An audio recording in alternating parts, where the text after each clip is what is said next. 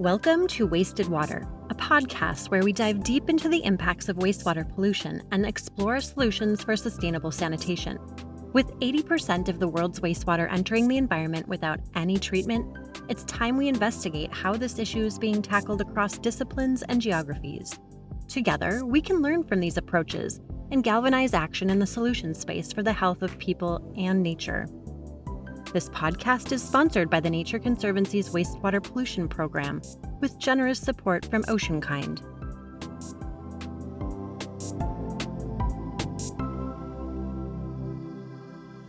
When we think about wastewater, we often picture pipes, treatment plants, and engineered systems designed to manage what flows from our homes and cities. But imagine a different kind of solution, one that doesn't rely solely on concrete and steel. Picture a lush wetland filtering contaminants through layers of vegetation and soil, absorbing nutrients before they reach the sea. Natural systems, often overlooked in water treatment design, are powerful allies in the fight against pollution. In this special segment of the Wasted Water podcast, we feature an episode from Reef Exchanges, a podcast produced by the Nature Conservancy's Reef Resilience Network. Hello, I'm Henry Borrebach, training coordinator with the Reef Resilience Network and host of this, our brand new podcast. For almost 20 years, the Reef Resilience Network, a partnership led by the Nature Conservancy but made up of dozens of partners and hundreds of global experts, has been a global leader in training marine managers and other practitioners to effectively manage, protect, and restore coral reefs. We do this by turning scientific information and in-the-water experience into operational knowledge, tools, and guidance to help those who are tasked with caring for the world's reefs. This podcast is one of the new ways we're trying out to bring the latest science and strategies to marine managers for effective management of critical coastal areas. Thanks for joining us. Let's dive on in.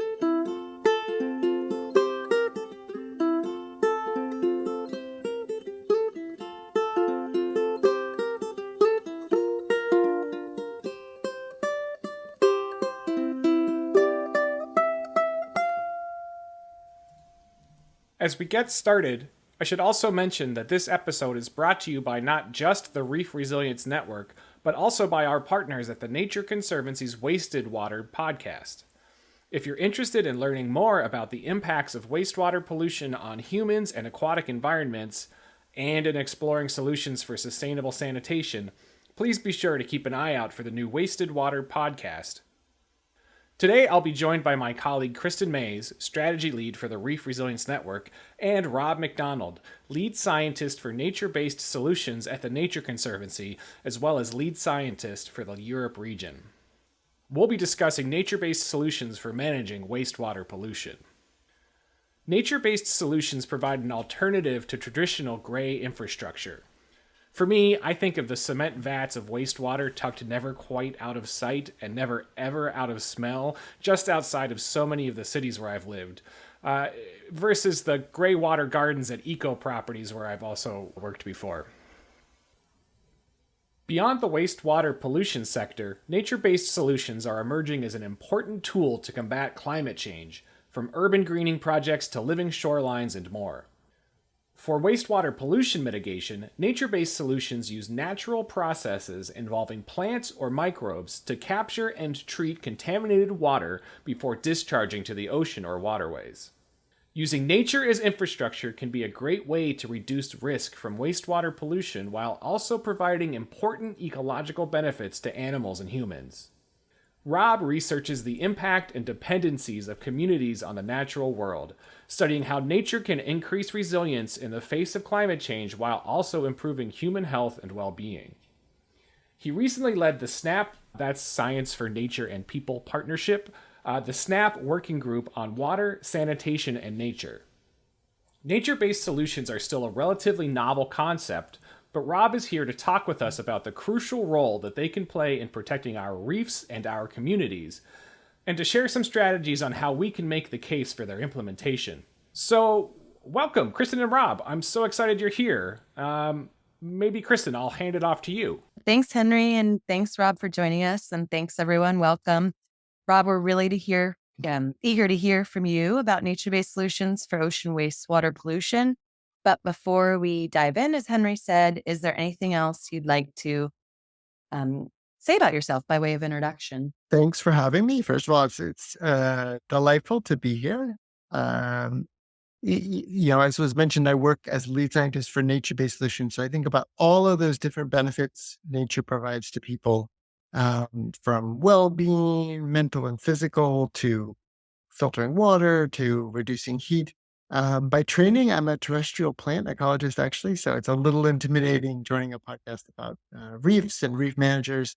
But one of the benefits that nature provides is this filtration of water, getting pollutants out of water. And so that's going to be the link that we talk about today to freshwater and then to the marine system. Awesome. Well, we're really glad that you're here, Rob, and bring the expertise and background that you do. So if you've made it to this podcast, you probably understand a little bit about the impacts that wastewater can have on our oceans and coral reefs in particular. But just in case, as a little reminder, wastewater can transport pathogens, nutrients, and contaminants like pharmaceuticals and personal care products into the ocean, and that can cause coral bleaching and disease for corals, fish, and shellfish.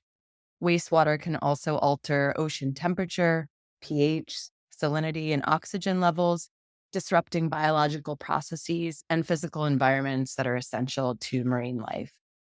Um, and Henry, even though you introduced the concept of nature-based solutions as a potential replacement for or complement to gray water, it's actually really important to keep in mind that in many places, there is no wastewater treatment at all. It's estimated that 80% of wastewater globally is discharged into the environment without any treatment. So, in many places, a nature based solution could be the first solution that is implemented. So, those are just a few points to serve as context for our conversation with Rob. Rob, could you please start off by telling us a little bit more about the ways nature based solutions are being used around the world to treat wastewater? Yeah, sure. So, first of all, when you think about nature based solutions for treating wastewater, people tend to think first when you say nature based solutions about trees and grass and shrubs. But actually, the important part of nature that we're really talking about is often soil and bacteria. So, those are the natural elements that play a big role in treating wastewater and removing pollutants. The reason nature based solutions as a complement to gray infrastructure is that it usually reduces the use of chemicals, usually reduces the use of energy. There's sometimes some lower costs, especially the capital cost of building the nature-based solution. So as we'll get into it, it's not a panacea, but they can serve important purposes, especially for certain kinds of wastewater. So that's another big concept we should keep in mind today. There are at least three kinds of gray water or kinds of wastewater. One is gray water. So this idea of water from showers and baths and your washing machine, that's only a little bit dirty. It's an easier type of wastewater to clean up. And then there's what's sometimes called black water. So this is your toilet waste, basically. And there's all kinds of human health issues dealing with black water. So it's harder to use nature-based solutions to treat that. And then the third category people talk about is industrial wastewater, which sometimes has really high concentrations of I don't know, heavy metals or other toxic chemicals. So the sewage that a sewage treatment plant gets might be a mix of all those, and how dirty it is determines how much nature can do. I think the other big thing to think about is what kind of treatment you're doing. So a typical sewage treatment plant first does primary removal. So primary treatment is there's like solid waste floating in the water, sediment, bits of toilet paper, whatever. Those have to settle out. Then you have secondary treatment. So you're removing solid, kind of organic matter that's floating in the water, that's dissolved in the water. And here, bacteria plays a really big role. So if nature-based solutions are going to come in, it's often algal tanks or tanks with bacteria that's treating and dissolving that organic matter. Um, then there's what's called tertiary treatment, and that is removal of other pollutants, especially excess nutrients. So too much nitrogen, for instance. That is probably most often in the US and Europe where you see nature based solutions playing a big role is in that tertiary treatment. process. So anyway, in a nutshell, that think about what kind of wastewater is coming in and what role you want nature to play when you're planning for nature-based solutions. Awesome. Thanks, Rad. And you started off by just sharing a little bit that, what jumps to mind most often for folks at plants. And that's definitely the case for me. I always just picture rain gardens. It's like my default.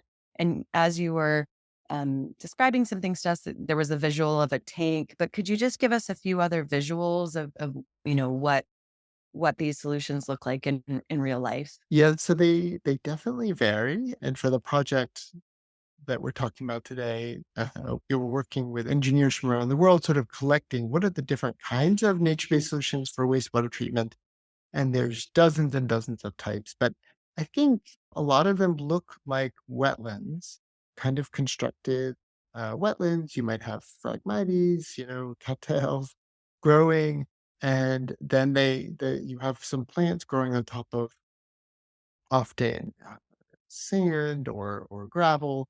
And they're designed so water flows through that system. So the water's flowing slowly through the wetland and through that filtration system or material at the bottom. So has a lot of the function of a natural marsh, but they're usually man-made with a kind of an impermeable barrier at the bottom, or at least engineered so that the water flow is controlled.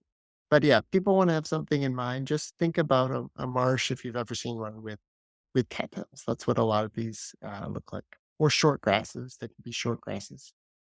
Awesome. Super helpful. And could you just talk a little bit? I know we said you're plant guide, terrestrial based, but just talk a little bit more about how nature based solutions can address wastewater pollution issues for the ocean. Yeah. So in a way, nature-based solutions for wastewater treatment are the same whether you're thinking about just protecting freshwater streams or the ocean. The task that you want nature to do, cleaning up the wastewater, is kind of the same. What makes marine systems more vulnerable, right, is that there are these hotspots for biodiversity, and also that many cities, human settlements are near coastlines, and in fact, intentionally dump untreated sewage just a bit offshore. So there's been a tendency in past decades to think of kind of, oh, well, we're just going to put it into the sea and this problem will go away. And the, obviously the pollution doesn't go away, it just ends up impacting marine systems. So nature-based solutions really are just one tool to clean up some of that gunk that we're dropping into the ocean. And from the perspective of protecting those reef systems, you shouldn't really care too much if it's nature-based solutions or gray solutions or some hybrid.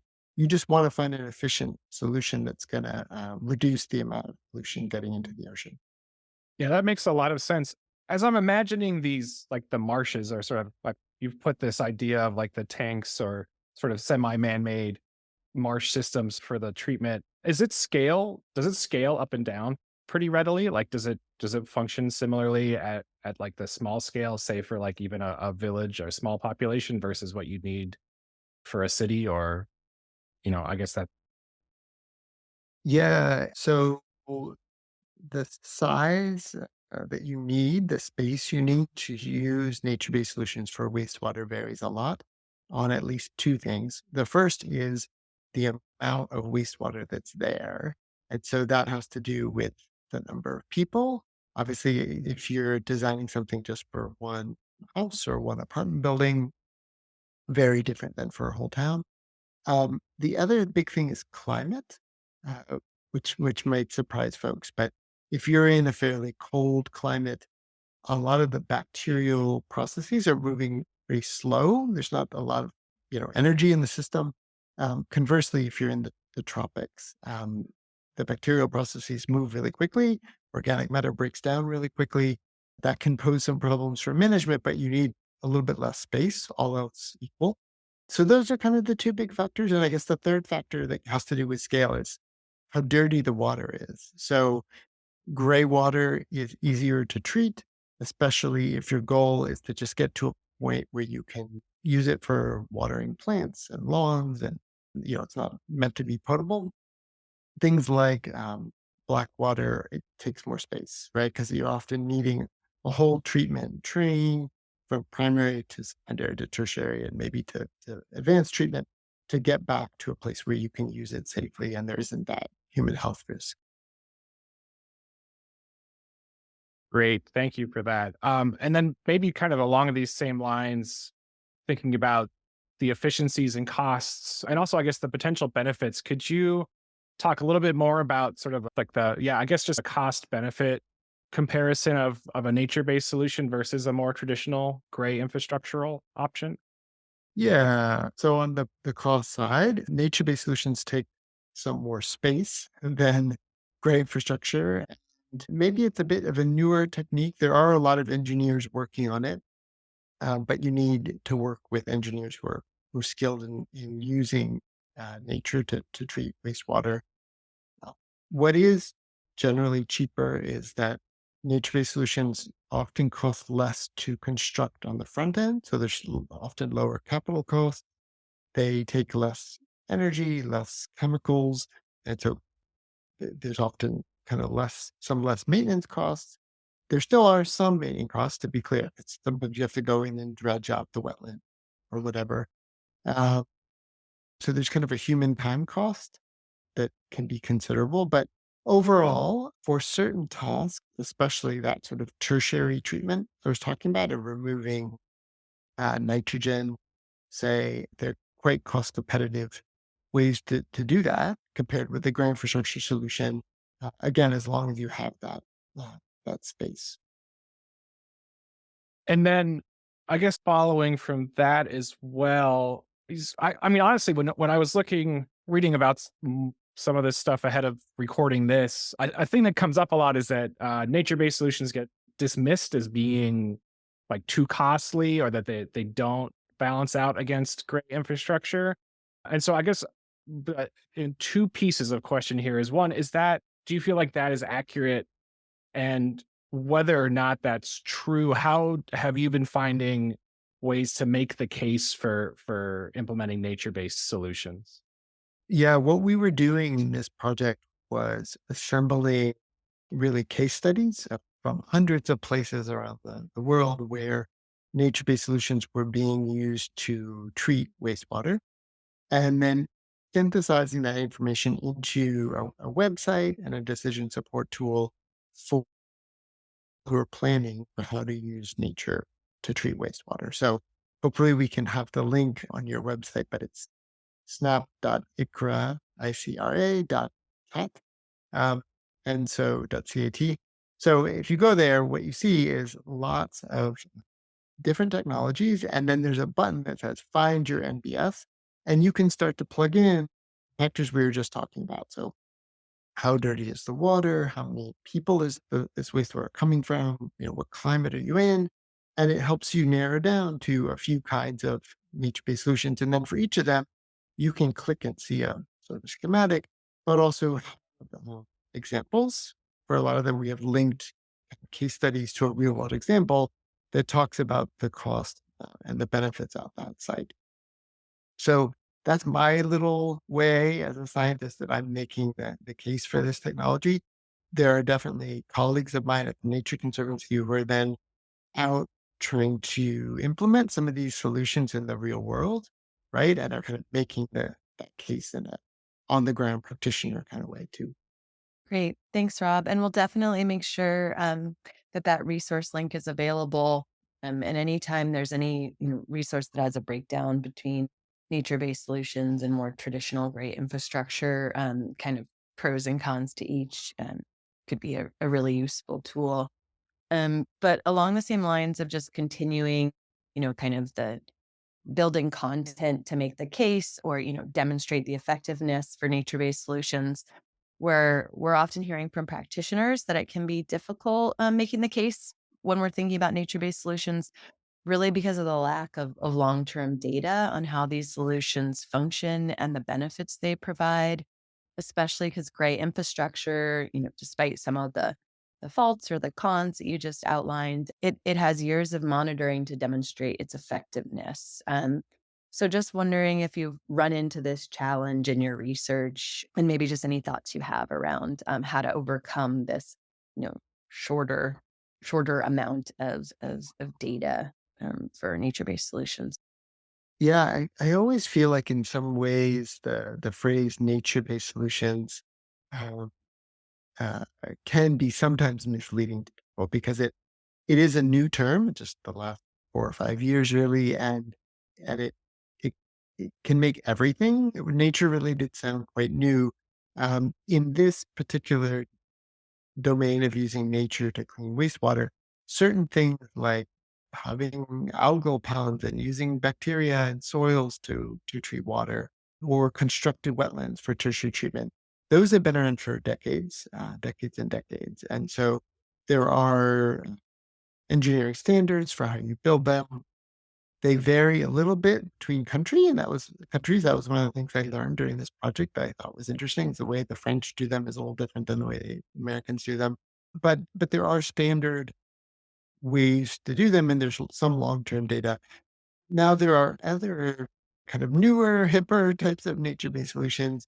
You see people trying to use integrated gray water systems that then filter gray water through plants growing on a wall, for instance. There's a lot of really interesting work happening now with green facades.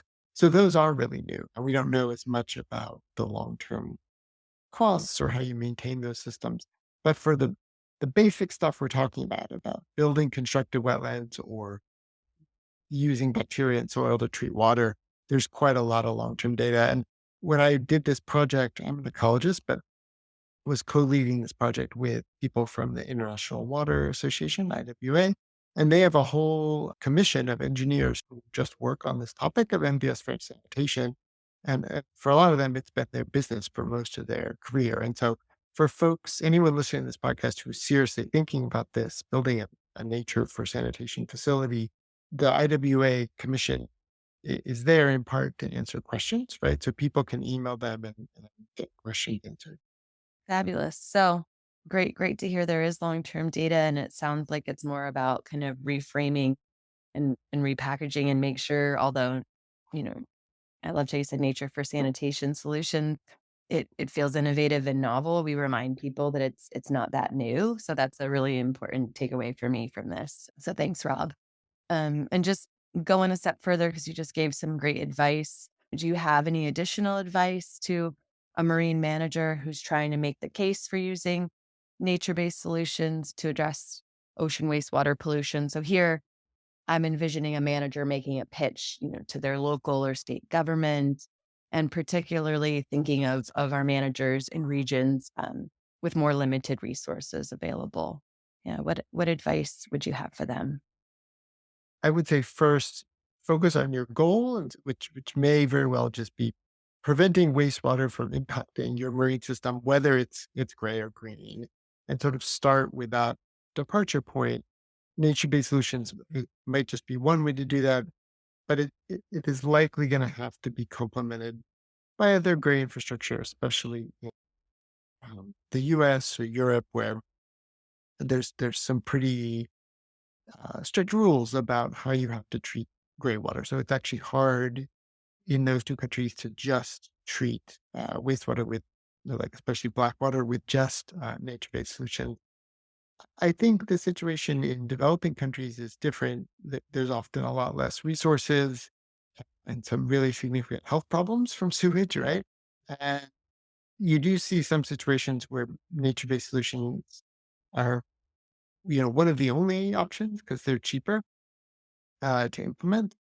I, yeah, I think people should be aware that there one potential solution, that there are these, that they're very good for some things, like for moving nutrients, like, sediment, certain kinds of pollutants, and they're not so good for other things, right? And so that that trade-off is something to keep in mind. Yeah, I find myself thinking that as long as you've got the space, since the startup costs are lower, that's the crux of the case would be if we've got the space to implement this kind of system, it's going to be cheaper to start. And also being really clear about the objectives that it'll deliver on. And I think this is actually we're covering what we were hoping to. I wanted to pivot a little bit with maybe just one more question here. And I don't really know what the answer is at all, but I was wondering if you could talk a little bit about sort of the intersection between whether it's wastewater treatment or nature-based solutions for it and climate change. Yeah, it's such a interesting, complex question. So on the one hand, climate change is making the wastewater challenge a lot harder. So many cities around the world have combined sewer systems. So the stormwater flows in with the sewage, and then all of that water combined goes to the sewage treatment plant. Those systems are usually designed so that when it rains a lot, that mass of sewage and stormwater gets dumped into rivers, right? And that impacts the ocean. Their climate change is making that problem worse because it seems to be making what rains do occur more intense. And so you're getting potentially more of these sewer overflow events. Climate change also will, of course, change how the nature-based solution functions when it's treating the wastewater. So in some ways, having warm temperatures actually speeds up that bacterial action I talked about. That can be helpful, especially if you live in a colder climate right now. But if you start to get really extreme droughts, that can kill the grasses or the marsh plants growing there.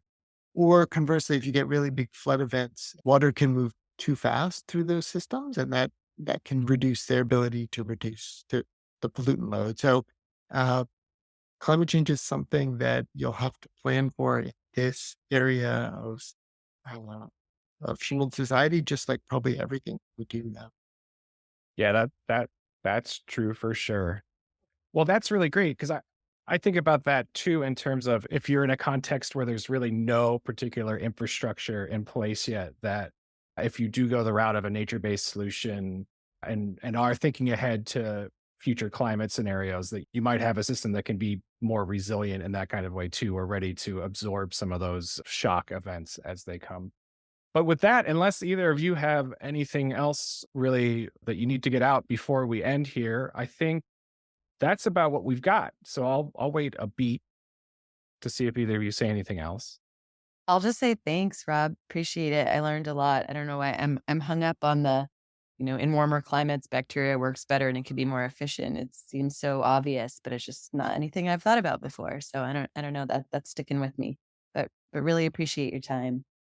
Oh, it's a pleasure. It was a pleasure to be here. Yeah, I mean, I view this as um, this interesting intersection of nature and then a public health challenge, right? Which is avoiding um, sanitation failures and wastewater pollution. And so it's fun for me to talk about it. It's fun for me to think about how nature can be one small part of solving that problem. Yeah, and Henry, I'll just add, I mean, I think this is a great conversation, Rob, and really important for marine managers to be learning from the terrestrial folks and with a really this huge and complex problem of wastewater pollution in the ocean. It is really important to work across sectors, both marine to terrestrial. We've been talking a lot and just getting more familiar with this topic and kind of understanding each other's language helps have conversations across those sectors and really can help our managers begin to address wastewater issues at their site. So thanks for helping us understand more today. Yeah, thank you both very much for joining us here. And thanks to all you listeners that listened to us here. And as we stumbled through our very first podcast, I thought this was a really great conversation. And as we mentioned earlier, any links or additional resources along with RRN's own wastewater pollution toolkit can be found on our website at reefresilience.org. Thanks for bringing up the toolkit. I will just say for those listeners who aren't already familiar and maybe haven't taken the course, Reef Resilience Network, in response to you guys asking for years for some resources to start to begin to tackle this topic, we developed some introductory resources. So there's the wastewater pollution toolkit that Henry mentioned. So it's web pages summarizing, the basics of impacts to marine and human health. what management of wastewater is currently looking like, what it could look like, and some resources and tips related to collaboration and communication. Our online course is a deeper dive on all of that content. It's free, self-paced. There's 2 lessons. You can access it through our website. We also have case studies. I think there are about 15 now focused on wastewater pollution, highlighting management strategies that your colleagues are using across the world. And then we have summaries on the latest science related to this topic. So thanks, Henry, for that reminder. And yeah, I hope you can explore those resources, and please always give us feedback and ideas for what we should be sharing. And again, thank you for joining us, and we'll hope you tune in next time as well.